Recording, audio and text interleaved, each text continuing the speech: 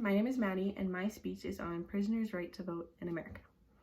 So, currently in America, the right to vote for prisoners and those with felonies is incredibly hard to come by.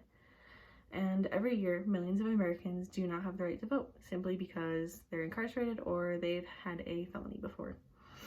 And in 2016, the upwards of 6 million people were ineligible to vote in America because they had a felony, and 1.3 million people were ineligible to vote because they were imprisoned at the time. And off of that, prisoners voting disenfranchisement is incredibly significant in our country as of right now because it impacts the upwards of 7 million people every single year. And this means that those 7 million people are unable to participate in local elections for their state government, and even they are unable to participate in the presidential election every 4 years. And this is incredibly unfair because it is simply another form of discrimination against these prisoners. And often people choose just not to listen to prisoners' voices because they lack empathy and they believe that the prisoner's crime defines who they are wholly as a person.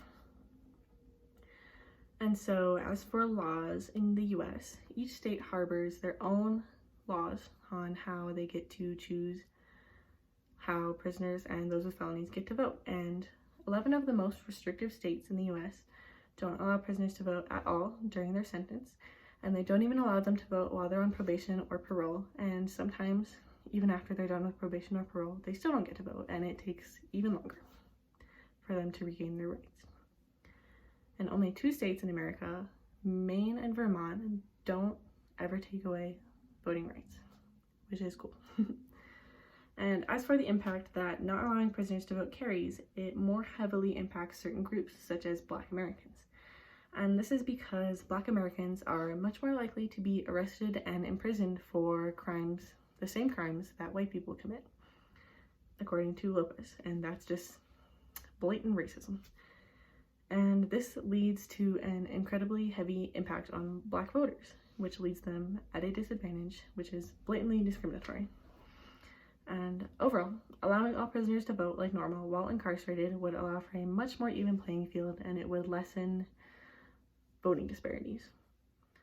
And so, in order for all prisoners to be able to vote, we, meaning leaders and politicians and citizens, have to all be on the same page, and we would need to elect officials that believe in prisoners' right to vote.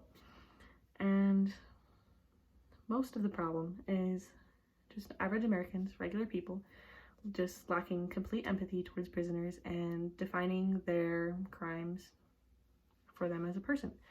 And we have an incredibly unhealthy thing going on in society where we just use someone's mental illness or their worst mistakes to define them as a person for the rest of their life. But that is obviously unfair, and we are not all our worst mistakes. So currently, one of the 2020 presidential candidates, Bernie Sanders, says that voting should be an unalienable right, and after you turn 18, you should be able to vote for the rest of your life, regardless of anything, whether you're imprisoned or whether you've committed a felony. And an argument point that he often uses to convince people that prisoners should have the right to vote is that often elected officials, such as the president, often commit immoral and unethical acts that we just let slide and we allow them to vote just like anybody else. So that's obviously unfair. But also, the same thing, people refuse to allow criminals to just exist minus their crimes, and we should stop thinking that criminals are completely unfit to participate in society. And as for voting changes, voting would look very different if prisoners and felons were allowed to vote. And this is highlighted in an article by Hannah Kozlowska, where it says voting results would have been very different, specifically in the year 2000, if those who were imprisoned and those with felonies in Florida were allowed to vote.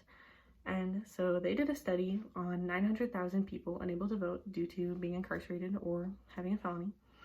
And it said that 68% of those prisoners or felons with a 27% turnout rate would have voted Democratic that year, which would have meant that there would have been enough Democratic votes to give the presidency to Al Gore, which was very interesting to think of because lots of things are different now that George W. Bush was elected that year.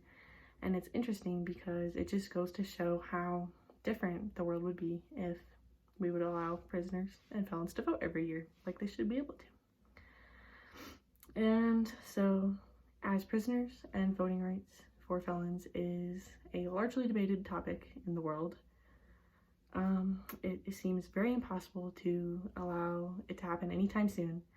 But it is extremely important that we as voters use our rights to elect officials that will allow these people to vote because they've been disenfranchised for so long and they deserve the right to participate in society by voting.